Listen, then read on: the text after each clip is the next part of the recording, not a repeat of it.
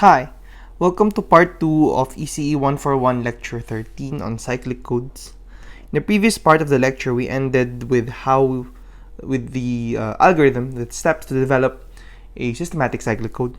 So it's important actually that our signal or our code rather must be systematic since the structure of a systematic cyclic code ensures that the first k bits out of your n bits in the code word will be equal to the message bits.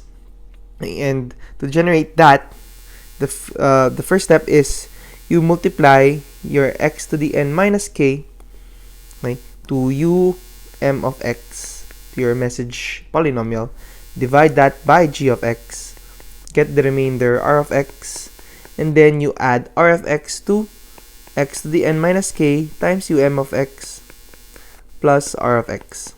By noting that x to the n minus k here performs a bit shift to the right by padding zeros, and by adding r of x, which is the remainder, we create the parity bits in such a way. Okay. Let's have an example on that. Consider a code of block length n is equal to 7. So that means, again, just recall, the factors of x to the 7 plus 1 will generate cyclic codes. If we're making a 7-4 code, we'll use these one of these two polynomials right here, as you can see here. With your having 4 bits, then 16 code words will be generated. Okay. So, first you need to list down all the possible polynomials that come from your message. So there are 16 of them right here. Okay. For the next step, you multiply x cubed to them. Cube being 3, being 7 minus 4, and minus k. Multiply that with the message here, and then divide all of this by the generator matrix, at which the generator matrix that we'll use here is g1 of x. Right here, it was noted here. So how to do that? For example, let's try to divide x cubed by g1 of x. Dividing x cubed by g1 of x. So, whoops. Okay. So we divide x cubed by this polynomial. To divide it, x cubed divided by this polynomial is 1. 1 times x cubed plus x squared plus 1 is equal to this. Okay. We add x cubed and x cubed. It's 0. So we're left with the remainder x squared plus 1. This cannot be divided by this polynomial anymore. With this having a higher power than this, then this will be the remainder that you see right here. And to form the code word, well, you just need to use the message bits first. 0, 0, 0, 0, 1, 0, 0, 0, 1, yeah. And your remainder polynomial is 1, 0, 1. That will be appended to the first 4. You create a systematic code word. Okay, you repeat the same process. Okay, so let me show you a little trick. Okay.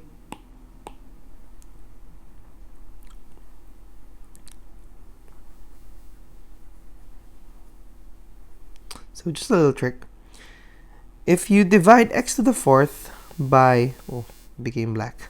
Anyway, if you divide x to the 4th by the generator polynomial, then first step, divide it.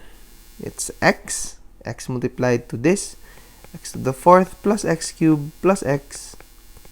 Cancel. We're left with x cubed plus x. Then, since it's x cubed here, you have plus 1. And then you're left with x cubed plus x squared plus 1. Alright. X cubed plus x squared plus 1. You add them, x cubed will cancel out. You'll be left with the remainder x squared plus x plus 1. That is what you see here. Okay, so let's turn it back to red. Okay. So that's the remainder that you see right here. That's x squared plus x plus 1.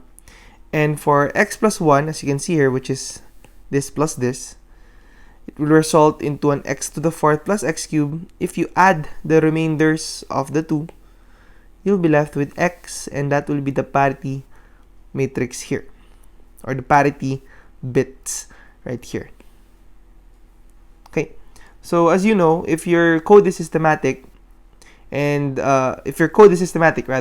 add two valid code words, you just add two valid code words, it will result into another valid code word. So that property also carries over, as I've said, in cyclic codes, especially in your systematic cyclic codes. Okay, so wait, there you go. And the others are in this table, so I can leave that to you as an exercise on how do we generate all of this. Okay, I've shown you how for the first two, this and this. This is quite easy, so you don't need to do that. But for this and this, you just use your what you know in polynomial division, okay. So on and so forth. Right. So with that, exploiting the cyclic code word is easy. It's actually easy to generate them and encode them using shift registers and multipliers or amplifiers. Okay, this block diagram that you see in your screen is an example of a polynomial divider.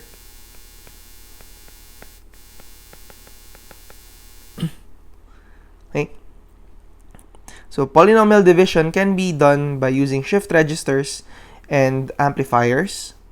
Okay, and at the end of the chain, you get the quotient coefficients.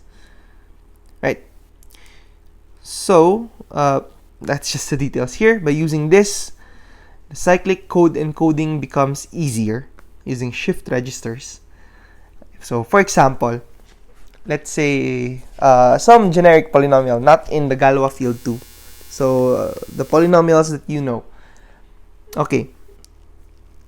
A of x, divide a of x, x cubed plus 3x squared minus 2x plus 1 by g of x, x plus 2.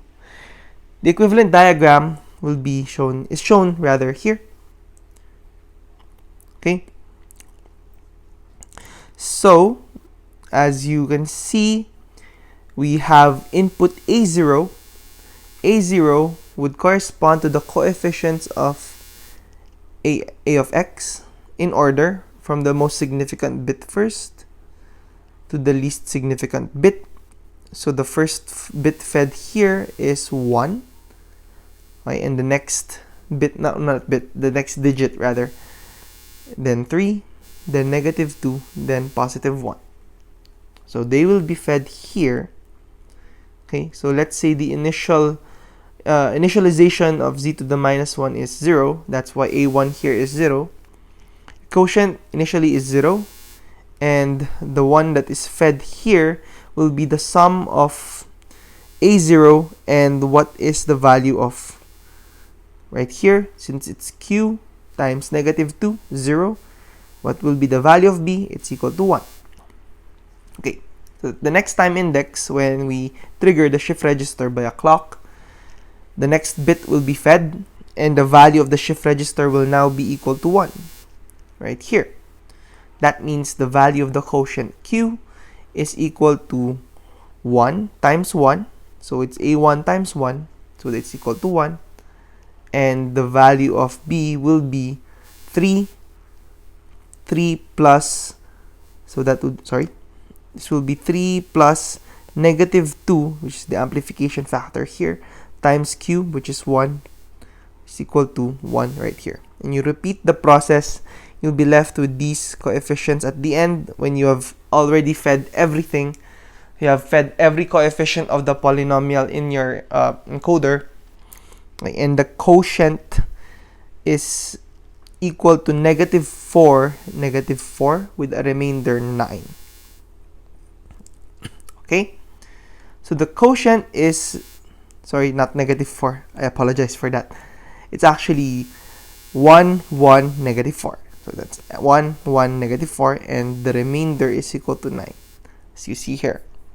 So by using this encoder architecture, you're able to get the remainder and the quotient. The quotient is useless to us. What we need is actually the remainder. And the remainder can be determined using this encoder right here. Okay? So your values of B here are actually, or represent rather, the parity check bits. Okay? So a binary cyclic, since we're dealing with binary, the cyclic code encoder will have this architecture where you'll feed the bits here. Initially, your switch is at position A. Okay? And then, once you have fed all the message bits, your switch will now be in position B, where you'll only feed 0 forever until you get your parity bits. Okay? For example, here, we have an encoder block diagram. Let's say we're trying to encode the sequence 1010. Okay? And our generator matrix is 1101, which corresponds to x cubed plus x squared plus 1. And we're trying to encode the message 1010, which corresponds to x cubed plus x squared. So we'll double check that with the example that we got earlier. So the first thing is you'll add the bits from the register. There will be 1. It will be fed back, as you can see here. Okay, and the other registers will also be added. So the new values of your shift registers are shown here. And the first parity bit is 1. Okay, you repeat the process. Okay, the next parity bit is 1. Repeat the process. 1 plus 1 is 0. Okay, and there you go. The next parity bit is 1. Then the final bit 0. As you can see here, apparently the next parity bit is 0. Okay, and then you switch. Since you don't have any more message bits, you switch to B, and then you feed 0 over and over again. Okay, and the last 3 output bits are actually the parity bits, which completes your encoding. Your code word is 1010001. So if we double check that, just backtrack, right? Double check that, right? Oops. Okay, 1010 is represented by this, and as you can see, the code word, there you go, 1010001. Okay, I'll leave it as an exercise for you to verify the other code words using this generator that you see in the screen. Okay, so now how do we detect errors in cyclic codes? So now our model of errors will now be represented by an error polynomial. So it's quite similar actually to how we represented your errors in the block codes, in linear block codes, where E is a vector. Now it's a polynomial. So the bit position in error will be represented by what power of E of x is present. So the received signal is some y of x equals c of x plus e of x, which is equal to this. Okay, if we divide y of x by g of x, since we know that u of x is rather c of x is a factor of g of x, then if we get the remainder when y of x is divided by g of x, we'll end up with e of x right here. So we define then the syndrome polynomial s of x to be the remainder when y of x is divided by g of x. Right? This polynomial has a degree at most n minus k minus 1, which makes 2 to the n minus k possible polynomials for your syndrome. Okay, let's check if the cyclic code can detect single bit errors. Single bit error occurs if the error pattern is x to the I, and your received syndrome is equal to this, as long as the error pattern, the generator polynomial rather, as long as the generator polynomial has a degree of 1 or more, okay, degree of 1 or more, okay, and I here is less than the degree of g of x, which is equal to n minus k minus 1, okay, no, sorry, it's equal to n minus k rather, let me delete that, it's equal to n minus k, then no generator polynomial that exists that can divide x to the I. Your x to the I divided by g of x will have a remainder always x to the I. Sorry, x to the I. Right there. So it kind of makes sense actually. Since your error polynomial, oops, it's not. There you go. Your error polynomial, x to the I, why is it black again? Your error polynomial x to the I has a degree less than g of x, then this x to the I cannot be divided by g of x. Your single bit error detection is possible. Okay. Double bit error occurs if the pattern is x to the I plus x to the j, where I is less than j. To get the syndrome, if we divide the error polynomial by g of x, so recall that your g of x divides x to the n plus 1, where n is the degree or the length of the code word. So as long as your j is less than n, and the number of terms of g of x is 3 or more, then double bit errors can be detected. So that's a good design for cyclic code, or cyclic codes is to have a good generator. So you must follow some rules. And from here, you can detect double bit errors. Okay. And what is special about cyclic codes is that it can detect burst errors. What are burst errors? It's a burst error of length b is defined as any error patterns which in a code word with length b, where the first and last bit are both errors. Okay. For example, a burst error of length b is equal to 5 with your n is equal to 7. Okay. So an example of that would be take the first and last bit, they are both in error, and the length of that is 5. First and last bit of 1, length is 5. First and last bit, that is 1, length 5, and so on and so forth. Okay. Generally, the error pattern of a burst error is something like this, where j minus I plus 1 is equal to b. That makes sense. Okay, since this is your jth error and this is your ith error, okay, the difference of them plus 1 is equal to the length of the burst error. Then we can extract x to the I, and we'll be left with this polynomial inside. So we've established before that x to the I, okay, x to the I cannot be divided by g of x if I, the degree of I is less than n minus k. Okay.